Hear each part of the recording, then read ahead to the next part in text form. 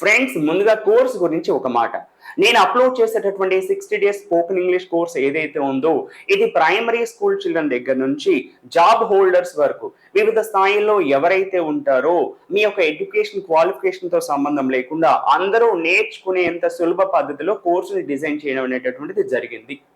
కాబట్టి మీరు ఎటువంటి అపోహలు లేకుండా నేను అప్లోడ్ చేసేటటువంటి వీడియోస్ ఏవైతే ఉంటాయో వాటిని ఫాలో అయినట్లయితే 100కి 100% మీరు ఇంగ్లీష్లో అనర్గళంగా మాట్లాడగలుగుతారు. నాది హామీ. నేను 100% అష్యూరెన్స్ ఇస్తున్నాను. ఇప్పటికే డే 1, డే 2, డే 3 వీడియోస్ని కోర్సులో అప్లోడ్ చేయడం అనేటటువంటిది జరిగింది. ఈ రోజు మీకు నేను డే 4లో సబ్జెక్టు, వెర్బ్, ఆబ్జెక్ట్ వీటితో పాటు పార్ట్స్ ఆఫ్ స్పీచ్ కూడా ఎక్స్ప్లెయిన్ చేయడం జరుగుతుంది. అలానే చివరిలో వీటి మీద కొన్ని ప్రాక్టీస్ క్వశ్చన్స్ కూడా ఇవ్వడం జరుగుతుంది. ఖచ్చితంగా వీడియో చివరి వరకు చూసినట్లయితే మధ్య మధ్యలో మీకు కొన్ని టిప్స్ను కూడా ఇవ్వడం అనేటటువంటిది జరుగుతుంది. కాబట్టి వీడియో ఖచ్చితంగా చివరి వరకు చూసే ప్రయత్నం చేయండి. ముందుగా సబ్జెక్ట్, వెర్బ్ అండ్ ఆబ్జెక్ట్. ఒక సెంటెన్స్ ఫామ్ అవ్వాలి అని అంటే ఫార్మేషన్ ఆఫ్ వర్డ్స్, కొన్ని పదాల సముదాయమే ఒక సెంటెన్స్ అవుతుంది. అంటే సబ్జెక్టు, వెర్బ్, ఆబ్జెక్ట్ ఏవైతే ఉంటాయో వీటి యొక్క హెల్ప్ తోటే ఏదైనా సరే ఒక సెంటెన్స్ అనేటటువంటిది ఫామ్ అవుతుంది. సబ్జెక్టు, వెర్బ్, ఆబ్జెక్ట్ లేకుండా ఒక సెంటెన్స్ అనేటటువంటిది ఫామ్ అవ్వదు. ఇక్కడ పదాల సముదాయము అంటే నథింగ్ బట్ ఆ సెంటెన్స్ లో ఒక సబ్జెక్ట్ అనేది ఉంటుంది, వెర్బ్ అనేది ఉంటుంది, ఆబ్జెక్ట్ అనేటటువంటిది ఉంటుంది అని దాని అర్థం. వీటి గురించి మనం డీటెయిల్డ్ గా వెళ్ళేటటువంటి ప్రయత్నం చేద్దాం. Subject, verb and object need to form a sentence. Telugu medium వాళ్ళకి కూడా సులభంగా అర్థమయ్యేలా నేను ప్రతి చోట కూడా పాసిబిలిటీ ఉన్నంత వరకు తెలుగులో కూడా ఎక్స్ప్లెయిన్ చేయడం అనేటటువంటిది జరిగింది. సబ్జెక్ట్, ముందుగా సబ్జెక్ట్ ఏంటో చూద్దాం. సబ్జెక్ట్ అంటే ఏంటి? కర్త, డూయర్ ఆఫ్ ద యాక్షన్, పని చేసేవాడు. కొన్ని ఎగ్జాంపుల్స్ మనం చూసినట్లయితే ఇది మీకు క్లియర్ గా ఉంటుంది. సబ్జెక్ట్ అంటే కర్త. For example, Rama killed Ravana. Sentence ని జాగ్రత్తగా అబ్జర్వ్ చేయండి. సెంటెన్స్ మొత్తం మీరు అబ్జర్వ్ చేయాల్సిన అవసరం లేదు. ఈ సెంటెన్స్ లో ఏదైతే ఇంపార్టెంట్ ఉంటుందో దీని మీద ఎక్కువగా ఫోకస్ చేయండి. ఆల్రెడీ మీకు ఇంగ్లీష్ గురించి నాలెడ్జ్ ఉన్నట్లయితే ఈ పాటికి ఏంటో మీకు అర్థమై ఉంటుంది. దీంట్లో సబ్జెక్ట్ ని కూడా ఈజీగా ఐడెంటిఫై చేసి ఉంటారు. ఒకవేళ తెలియనటువంటి వాళ్ళు ఉన్నారనుకోండి, వాళ్ళకి కూడా హెల్ప్ అవ్వడం కోసం వెరీ క్లియర్ గా చెప్పడం అనేటటువంటిది జరుగుతుంది. రామ కిల్డ్ రావణ. ఇక్కడ ఏం చేస్తాడు? ఈ పని కిల్డ్ అనేటటువంటిది పని, ఒక పని జరిగింది, చంపడం అనేటటువంటి పని జరిగింది. ఈ చంపడం అనేటటువంటి పని ఎవరు చేశారు? రామ కదా. కాబట్టి ఈ పని చేసేవాడు వాళ్ళని సబ్జెక్ట్ లాగా తీసుకోవడం అనేటటువంటిది జరుగుతుంది. రామ కిల్డ్ రావణ. రామ రావణుణ్ణి చంపేశాడు.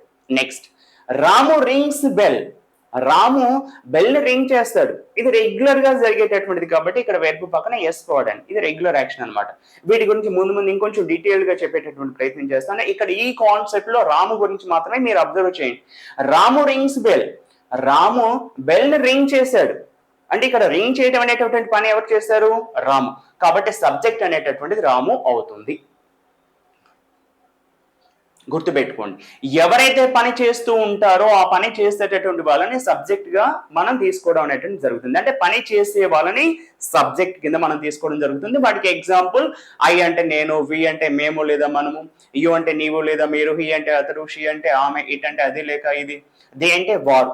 ఇవన్నీ కూడా ఎగ్జాంపుల్స్. అలానే వచ్చేటటువంటి నేమ్స్ కానివ్వండి, ఇవన్నీ కూడా మనకి సబ్జెక్ట్స్ కింద తీసుకోవడం అనేటటువంటిది జరుగుతుంది. తర్వాత వెర్బ్. వెర్బ్ అంటే ఏంటి? క్రియ, అంటే ఒక పని. Action or state of the subject. ఇక్కడ స్టేట్ ఆఫ్ ద సబ్జెక్ట్ అనేది ప్రస్తుతానికి పక్కన పెట్టండి. ఓన్లీ యాక్షన్ గురించి మాత్రమే గమనించండి. వెర్బ్ అంటే క్రియ, యాక్షన్ అంటే నథింగ్ బట్ దాని అర్థం ఏంటి? పని అని. ఫర్ ఎగ్జాంపుల్ ఇక్కడ చూడండి, ఎగ్జాంపుల్ గానీ గమనించినట్లయితే మీకు వెర్బ్ అంటే ఏంటో క్లియర్ గా తెలుస్తుంది. రామ కిల్డ్ రావణ. రామ ఏం చేశాడు? రావణుని చంపేశాడు. రామ చేసిన పని ఏంటి అంటే ఇక్కడ చంపడం. చంపడం అనేటటువంటి ఒక పని కదా, కాబట్టి ఇది వెర్బ్ అవుతుంది. అలానే రాము రింగ్స్ బెల్. రాము ఏం చేశాడు? ఇక్కడ రింగ్ చేయడం అంటే మోగించడం అనేటటువంటి పని చేశాడు. ఈ పని ఏదైతే ఉందో దాన్నే మనం వెర్బ్ అని పిలుస్తాము. వెర్బ్ అంటే నథింగ్ బట్ యాక్షన్ అని గుర్తుపెట్టుకోండి. అలానే కొన్ని ఎగ్జాంపుల్స్, కిల్డ్ అని, సింగ్ అని, డాన్స్ అని, గోయింగ్ అని, ఆల్రెడీ 300 రకాల వెర్బులు మీకు ఆల్రెడీ డే 3లో నేను ఇవ్వడం జరిగింది. ఇక్కడ చెప్పినటువంటివి చాలా కొన్ని, అక్కడ డే 3లో నేను ఏవైతే చెప్పానో వాటిని మీరు గమనించినట్లయితే మీకు ఈజీగా అర్థమవుతుంది. అలానే ఆబ్జెక్ట్. ఆబ్జెక్ట్ అంటే ఏంటి? కర్మ. అంటే ఆ పనిని స్వీకరించేటటువంటి వస్తువు కానివ్వండి, మనిషి కానీ ఎవరైతే ఉంటారో, అంటే సబ్జెక్ట్ చేసేటటువంటి పని ఏదైతే ఉందో ఆ పనిని స్వీకరించేటటువంటి ఒక వ్యక్తి కావచ్చు, వస్తువు కావచ్చు, దానినే మనం ఆబ్జెక్ట్ గా పిలుస్తాము. చూడండి, కర్త చేసే పనిని స్వీకరించే వ్యక్తి లేక వస్తువు. For example, Rama killed Ravana. Rama killed Ravana. Rama ఏం చేశాడు? రావణుణ్ణి చంపేశాడు. రామ కిల్డ్ రావణ. అంటే ఇక్కడ చంపడం అనే అంటే రామ చేసినటువంటి పని ఎవరు స్వీకరించారు?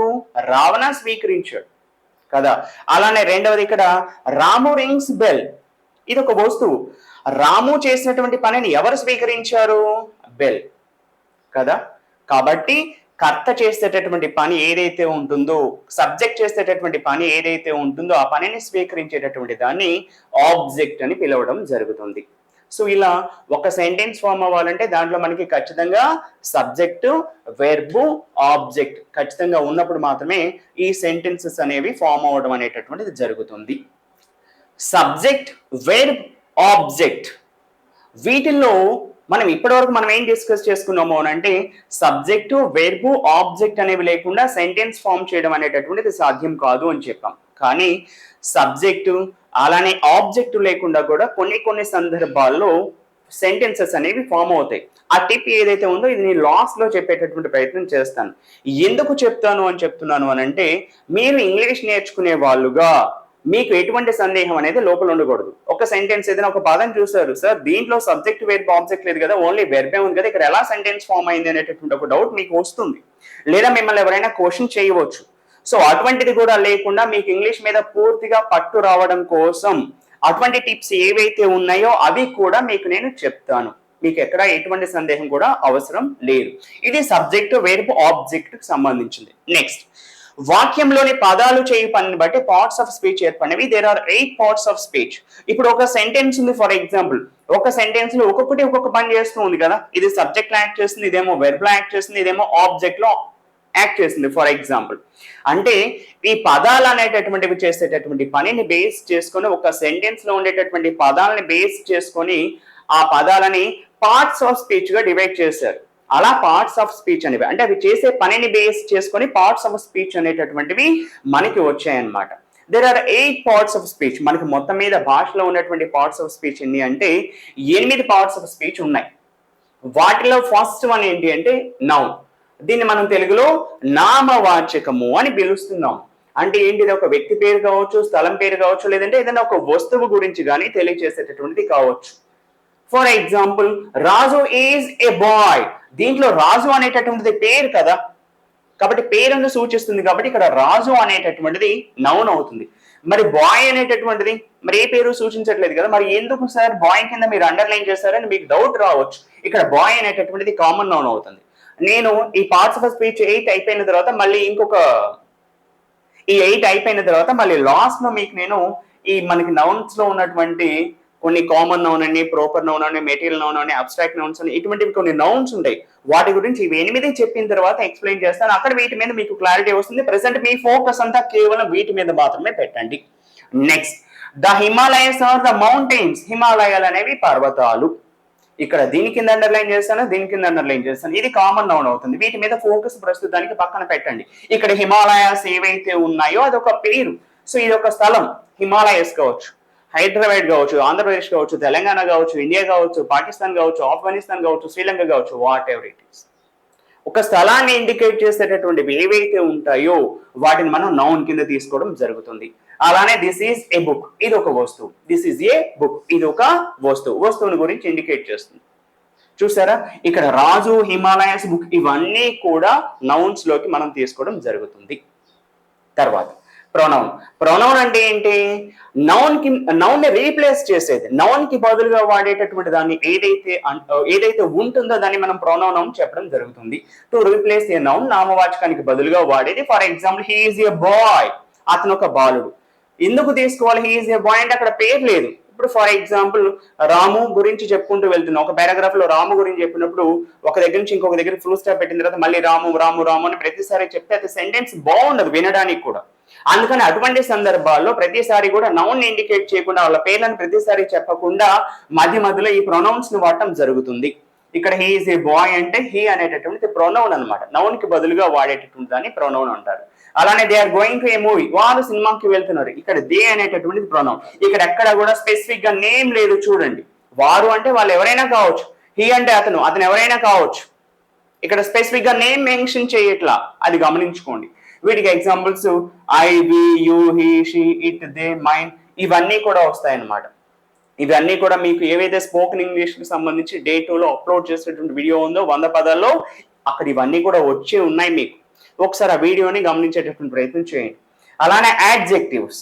యాడ్జెక్టివ్ అంటే ఏంటి? ఒక విశేషణం. నౌన్ గురించి డీటెయిల్డ్ గా చెప్పేటటువంటిది ఏదైతే ఉంటుందో దాన్ని మనం యాడ్జెక్టివ్ అని పిలుస్తాం. నౌన్ గురించి కంప్లీట్ గా డీటెయిల్స్ ఇస్తుంది అనమాట, దాన్ని మనం యాడ్జెక్టివ్ అని చెప్తాం. డిస్క్రైబ్స్ ఏ నౌన్, నామవాచకం యొక్క గుణం గురించి తెలిపేది. For example it is a black cow, it is a black cow. ఇక్కడ కౌ అనేటటువంటిది noun, it is a black cow. ఆ కౌ ఎలా ఉందని చెప్తున్నాడు?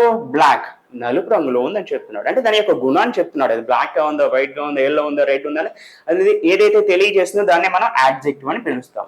అలానే they live in a beautiful house, వాళ్ళు ఇంట్లో నివసిస్తున్నారు. ఎటువంటి ఇంటిలో నివసిస్తున్నారు? హౌస్ అనేది నౌన్. ఎటువంటి ఇంటిలో నివసిస్తున్నారు వాళ్ళు? బ్యూటిఫుల్ హౌస్, అందమైన ఇల్లు. ఆ ఇల్లు ఎలా ఉంది? అందంగా ఉందా, ఎలా ఉంది అనేటటువంటిది తెలియజేస్తుంది అనమాట. నామవాచకం గురించి డీటెయిల్స్ ఏవైతే ఇస్తుందో దాన్ని మనం యాడ్జెక్టివ్ ఇస్తాం. For example red, tall, small, big, rich, old. For example it is a red shirt, it is a tall building, it is a small animal, it is a big house, he is a rich man, she is an old woman, like that అన్నమాట. అలా నేను చెప్పినటువంటి example sentences ఏవైతే ఉన్నాయో ప్రతి sentence కి చివరిలో noun వచ్చింది, గమనించండి.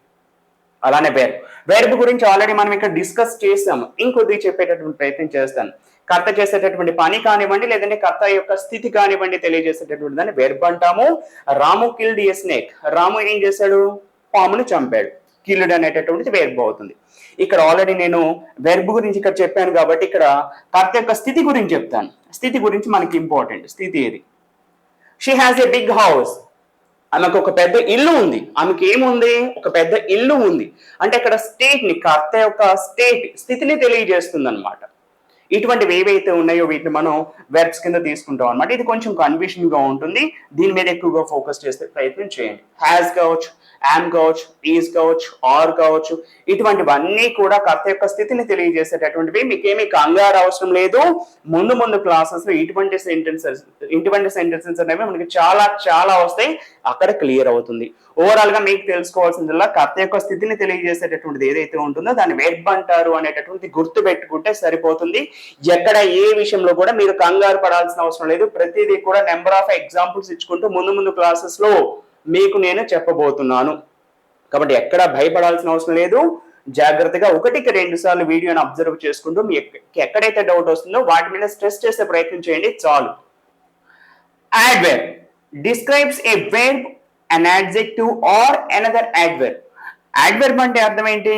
క్రియా విశేషణం. ఇది చేసేటటువంటి పని ఏంటి అంటే ఒక వెర్బ్ కానివ్వండి, లేదా ఒక యాడ్జెక్టివ్ కానివ్వండి, లేదంటే మరి ఒక యాడ్వర్బ్ కానివ్వండి కొంచెం విపులీకరిస్తుంది, వాటి గురించి ఇంకొంచెం డీటెయిల్స్ తెలియజేస్తుంది అనమాట.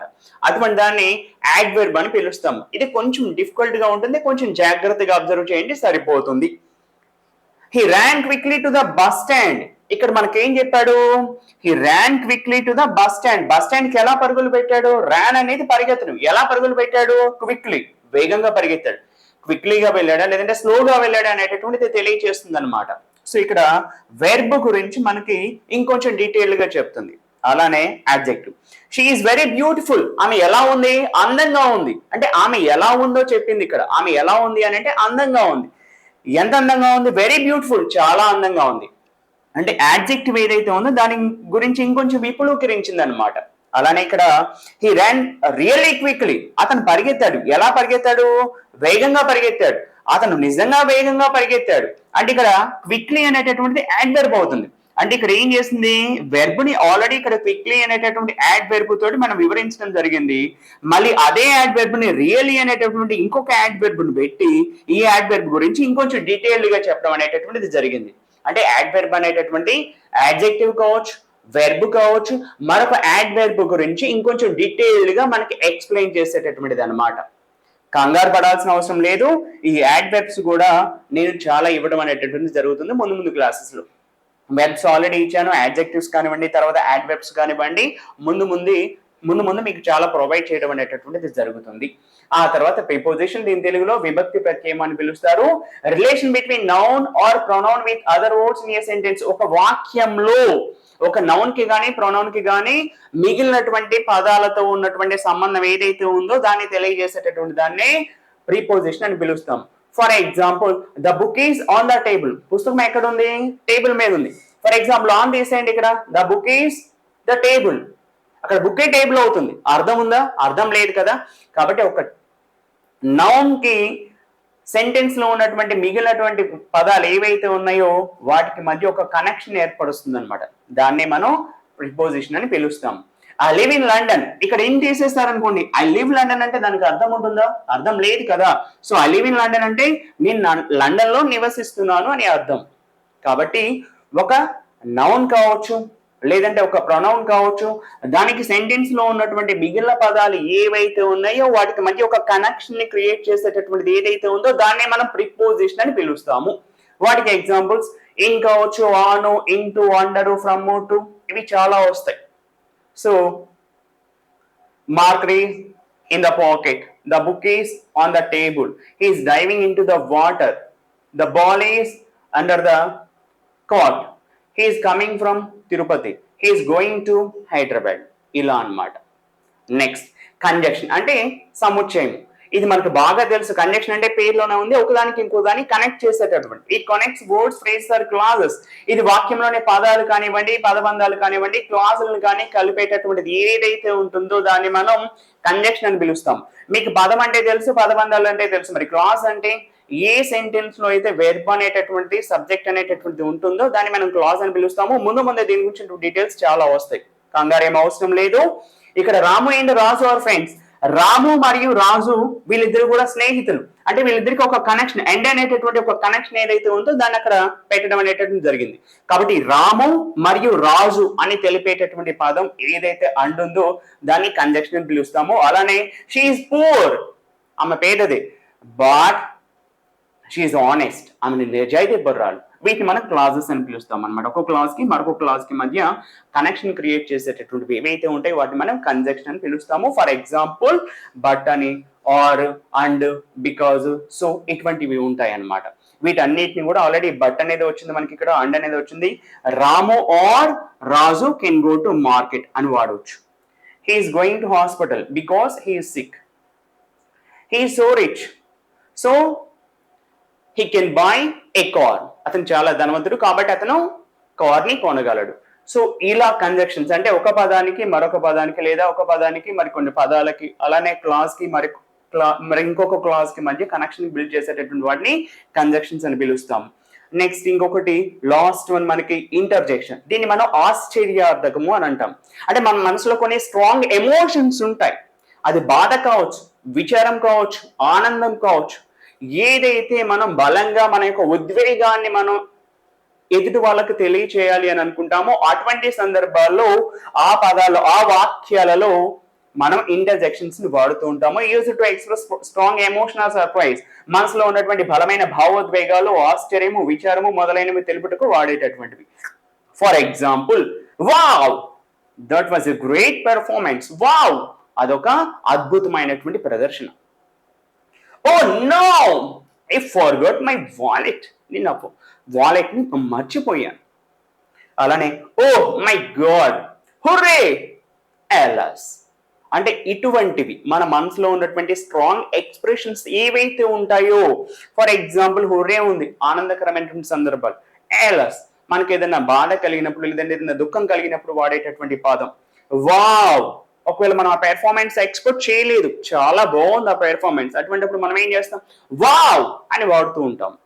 అలానే వాలెట్ మర్చిపోయారు, అది మనం ఎక్స్పెక్ట్ చేయలేదు, సడన్ గా చూసుకున్నాం, ఓ నో అంటే వీటికి అర్థాలు ఏమీ స్పెసిఫిక్ గా ఉండవండి. మన యొక్క బలమైనటువంటి భావోద్వేగాలు మనం తెలియజేసేటటువంటి సందర్భాల్లో వాడటం కోసం మాత్రమే మనం ఇంటర్జెక్షన్ అనేటటువంటి వాటిని వాడుతూ ఉంటాం. ఇప్పుడు అర్థమైందా క్లియర్ గా? అంటే ఒక సెంటెన్స్ లో మనం వాడేటటువంటి పదాలు ఏవైతే ఉంటాయో ఆ పదాలు వాటి యొక్క పాత్రను ఎలా అయితే పోషిస్తాయో వాటిని బేస్ చేసుకొని ఈ పార్ట్స్ ఆఫ్ స్పీచ్ అనేవి రావడం అనేటటువంటిది జరిగింది. ఫ్రెండ్స్, ఇప్పుడు మనం కైండ్స్ ఆఫ్ నౌన్స్ లో ఎన్ని రకాలు ఉంటాయి అనేటటువంటి వాటి గురించి ఒకసారి తెలుసుకుందాం. There are 5 types of nouns. మనకి నౌన్స్ లో మొత్తం 5 రకాలు ఉంటాయి. వాటిలో first one proper noun. Akbar was a great king. Sita is a girl. అంటే పేరుని మెన్షన్ చేసేటటువంటి పదాలు ఏ వాక్యంలో అయితే ఉంటాయో వాటిని మనం ప్రాపర్ నౌన్స్ అని పిలవచ్చు. అది ఏ పేరైనా కావచ్చు, పర్టికులర్ గా ఒక పేరుని మెన్షన్ చేస్తే అది ప్రాపర్ నౌన్ అవుతుంది. Common noun. Akbar was a great king. ఇక్కడ అక్బర్ అనేటటువంటి ఆయన రాజు. Akbar was a great king అంటే ఈ కింగ్ అనేటటువంటి పదం ఏ రాజుకైనా సరే వర్తిస్తుంది. ఇక్కడ అక్బర్ కావచ్చు, జహంగీర్ కావచ్చు, షాజహాన్ కావచ్చు, లేదు అంటే శ్రీకృష్ణదేవరాయ కావచ్చు, ఎవరైనా కావచ్చు. ఈ రాజు అనేటటువంటి పదం అందరు రాజులకి వర్తిస్తుంది. అలానే సీత ఇస్ ఏ గర్ల్. ఇక్కడ గర్ల్ అనేటటువంటిది కామన్ నౌన్ అవుతుంది. ఇక్కడ సీత మాత్రమే కాదు, ఏ పేరైనా కావచ్చు, రజనీ కావచ్చు, తర్వాత రాశి కావచ్చు, ఏ పేరైనా సరే రావచ్చు. ఈ గర్ల్ అనేటటువంటిది ఆడపిల్లలందరికీ వర్తిస్తుంది. అలానే డాక్టర్ కావచ్చు, లాయర్ కావచ్చు, టీచర్ కావచ్చు, ఏదైనా కావచ్చు. అంటే ఒక పదం ఏదైతే అందరికీ వర్తించేలా, ఒక జాతి మొత్తానికి వర్తించేలా ఉంటుందో అటువంటి వాటిని మనం కామన్ నౌన్ కింద తీసుకోవడం జరుగుతుంది. బాయ్ కావచ్చు, లేదంటే స్టూడెంట్ కావచ్చు, అది ఏదైనా కావచ్చు. అలానే మెటీరియల్ నౌన్ పేరులోనే ఉంది. మెటీరియల్ అంటే పదార్థం. అది మిల్క్ కావచ్చు, గీ కావచ్చు, కాటన్ కావచ్చు, వుడ్ కావచ్చు, వూల్ కావచ్చు, ఏదైనా కావచ్చు. Cow gives milk. ఆవు పాలు ఇస్తుంది. ఇక్కడ పదార్థమే కదా. There is a sand in the river. నదిలో ఇసుక ఉంది. ఇది ఒక పదార్థం కదా. Next collective nouns. పేరులోనే ఉంది కలెక్టివ్ నౌన్ అంటే ఒక సమూహం, ఒక గుంపు. There is a crowd. అక్కడ ఒక గుంపు ఉంది, గుంపుని ఇండికేట్ చేస్తుంది. They have bunch of grapes. వాళ్ళ దగ్గర ద్రాక్ష గెల ఉంది. అంటే గుంపుని ఇండికేట్ చేసేటటువంటివి ఏవైతే ఉంటాయో వాటిని మనం కలెక్టివ్ నౌన్ అని పిలుస్తాము. అలానే అబ్స్ట్రాక్ట్ నౌన్. ఇది కంటికి కనిపించేటటువంటిది కాదు. For example, he has kindness. అతనికి దయ ఉంది. దయ కంటికి కనిపిస్తుందా? లేదు కదా. She has honesty. ఆమెకి నిజాయితీ ఉంది. కంటికి కనిపిస్తుందా? కంటికి కనిపించదు కదా. అలానే హ్యాపీనెస్ కావచ్చు, ఫ్రీడమ్ కావచ్చు, జస్టిస్ కావచ్చు, లేదంటే మంచితనం కావచ్చు, పొదుపుతనం కావచ్చు, అది ఏదైనా కావచ్చు. ఇవన్నీ కూడా అబ్స్ట్రాక్ట్ నౌన్స్ కింద వస్తాయి. ఇవి నౌన్స్ కు సంబంధించి. ఫ్రెండ్స్, వీడియో మీద పెడుతున్నటువంటి ఎఫర్ట్స్ మీకు నచ్చి మా వీడియోల ద్వారా మీరు నేర్చుకుంటున్నాము అనేటటువంటి ఒక ఫీలింగ్ మీ లోపల ఉన్నట్లయితే లైక్ చేసి ఖచ్చితంగా మీకు ఎంకరేజ్మెంట్ని తెలియచేయండి. అలానే ఈ కాన్సెప్ట్స్ మీద మీకు కొంత ప్రాక్టీస్ వర్క్ ఇవ్వడం కూడా జరుగుతుంది. నేను ఏవైతే ప్రాక్టీస్ వర్క్స్ ఉన్నాయో ఆ ప్రాక్టీస్ వర్క్స్ ఇక్కడ ఇచ్చానో, అలానే ఈ ప్రాక్టీస్ సెంటెన్సెస్ ఏవైతే ఉంటాయో నేను చదువుతూ ఉంటాను. వీటిని ఒక దగ్గర నోట్ చేసుకోండి. లేదు అని అంటే నేను చదివేటప్పుడు ఏదైతే వీటిలో ఐడెంటిఫై చేయమని చెప్పానో నాకంటే ముందుగానే మీరు ఐడెంటిఫై చేసేటటువంటి ప్రయత్నం చేయండి. లాస్ట్ లో మీకు ఒక టిప్ చెప్తానని చెప్పాను. ఇది మనకి సబ్జెక్ట్ లేకుండా, ఆబ్జెక్ట్ లేకుండా కూడా సెంటెన్సెస్ ఫామ్ అవుతాయని చెప్పాను కదా. వీటి గురించి వివరిస్తాను. First, Namita is a girl. Namita ఒక అమ్మాయి. దీంట్లో నౌన్ ఏంటో ఐడెంటిఫై చేయాలి. ఐడెంటిఫై చేసే ప్రయత్నం చేయండి. ఒకవేళ వీలైతే మీరు కనుక్కోవడం కొంచెం ఇబ్బందిగా అనిపిస్తే ప్రతి బిట్కి, అంటే ప్రతి ప్రాక్టీస్ బిట్కి మధ్యలో పాస్ చేసుకుంటూ వీడియోని కంటిన్యూ చేసుకోండి. Namita is a girl. Noun ఏంటి? నమిత గర్ల్. ఆల్రెడీ చెప్పుకున్నాం కదా. ఇది ప్రాపర్ నౌన్ కింద వస్తుంది, ఇది కామన్ నౌన్ కింద వస్తుంది. బట్ వాట్ ఎవర్, ఇక్కడ క్లియర్ గా మిమ్మల్ని ప్రాపర్ నౌన్ ఏంటి, కామన్ నౌన్ ఏంటి ఎక్కడ ఏం అడగలేదు. జస్ట్ నౌన్ ని ఐడెంటిఫై చేయమని చెప్పారు కాబట్టి Namita girl. Next, I live in Mumbai. దీంట్లో వెర్బ్ ఏంటి? ఐడెంటిఫై చేయండి. I live in Mumbai. Verb అంటే పని కదా, నివసించడం. అలానే నౌన్ ఏంటి దీంట్లో? ఐడెంటిఫై చేయండి. ముంబై. ప్రిపోజిషన్ ఏంటి? ఇన్. ప్రొనౌన్ ఏంటి? ఐ. అలానే హీఈస్ ఏ స్టూడెంట్. అతను ఒక విద్యార్థి. దీంట్లో ప్రొనౌన్ ఐడెంటిఫై చేయమని చెప్తున్నాడు. He is A student. Next, the cat is under the table. దీంట్లో ప్రిపోజిషన్ ఏంటి? ఒకసారి ఐడెంటిఫై చేయండి, జాగ్రత్తగా చూసుకోండి. ముందే చెప్పాను కదా, ఒకవేళ నేనేమైనా ఫాస్ట్ గా వెళ్తున్నాను అని మీకు అనిపిస్తే వీడియో పాస్ చేసుకొని ఒకసారి మీరు చెక్ చేసుకోండి. Under. Rani or Rajitha can go from here. దీంట్లో కంజంక్షన్ ఐడెంటిఫై చేయమంటున్నాడు. Rani or Rajitha can go from here. Or oh that is really sad. Interjection. Oh she can dance well. Adverb అంటే వెర్బుని కొంచెం ఎక్స్టెండ్ చేసేటటువంటిది, వెర్బ్ గురించి ఇంకొంచెం ఎక్కువ తెలియజేసేటటువంటిది. Well. It is a tall building. Adjective ని ఐడెంటిఫై చేయమంటున్నారు. టాల్. She walks slowly. ఇక్కడ వెర్బ్, ఫస్ట్ వెర్బ్ ఏంటి? వాక్స్. యాడ్వర్బ్ ఏంటి? స్లోలీ. ప్రొనౌన్ ఏంటి? She. They are going to market. Pronoun the. Noun market. వీటిని కానీ ఈ 10కి 10 కానీ మీరు ఐడెంటిఫై ఎగ్జాక్ట్ గా చేయగలిగినట్లయితే ఈ రోజు కాన్సెప్ట్ మీద మీకు గ్రిప్ వచ్చినట్లే. ఒకవేళ ఏమైనా తప్పులు పోయాయి అనుకోండి, ఎక్కడ తప్పులు పోయినాయో ఆ కాన్సెప్ట్ దగ్గరికి వెళ్ళి మళ్ళీ ఒకసారి అక్కడ వీడియోని ప్లే చేసి అబ్జర్వ్ చేయండి, మీకు ఆ కాన్సెప్ట్ మీద గ్రిప్ వస్తుంది. ముందు నుంచి చెప్తున్నాను, కాన్సెప్ట్స్ మీద గ్రిప్ రాకుండా మీరు ముందుకు వెళ్ళొద్దు ఎట్టి పరిస్థితుల్లో కూడా. ఇక్కడ నేను చెప్పినటువంటి ఏవైతే ఉన్నాయో ఇవన్నీ కూడా ఖచ్చితంగా ఈ రోజు క్లాస్ లోనే మీరు నేర్చుకోవాలి. ఆ తర్వాత మాత్రమే నేను అప్లోడ్ చేసేటటువంటి నెక్స్ట్ వీడియో కోసం వెయిట్ చేయండి. ఆ తర్వాత ఇవి అన్నీ వచ్చిన తర్వాత మాత్రమే నెక్స్ట్ వీడియోని చూసేటటువంటి ప్రయత్నం చేయండి. నెక్స్ట్ ఇక్కడ tip. No subject. Come in, లోపలికి రా. గో, వెళ్ళు. బ్రింగ్ సమ్ వాటర్, కొన్ని నీళ్లు తీసుకొని రా. ఇక్కడ 2 పదాలు ఉన్నాయి, ఇక్కడ ఒక పదం ఉంది, ఇక్కడ ఒక 3 పదాలు ఉన్నాయి, కానీ ఇవన్నీ కూడా సెంటెన్సెస్ కిందనే ట్రీట్ చేయాల్సి ఉంటుంది. కమ్ ఇన్ అంటే లోపలికి రా అంటే ఇక్కడ ఎవరిని పిలుస్తున్నారు? ఎదురుగా ఎవరైతే ఉన్నారో వాళ్ళని లోపలికి రమ్మంటున్నారు. అంటే ఇక్కడ తెలియకుండానే ఈ సెంటెన్స్ లో యూ ఉన్నట్లుగా మనం అర్థం చేసుకోవాలి. గో అంటే వెళ్ళు, ఎవరిని వెళ్ళమని చెప్తాం? ఎదురుగా ఉన్నటువంటి వాళ్ళని వెళ్ళమని చెప్తాం. కాబట్టి యు గో, నువ్వు వెళ్ళు.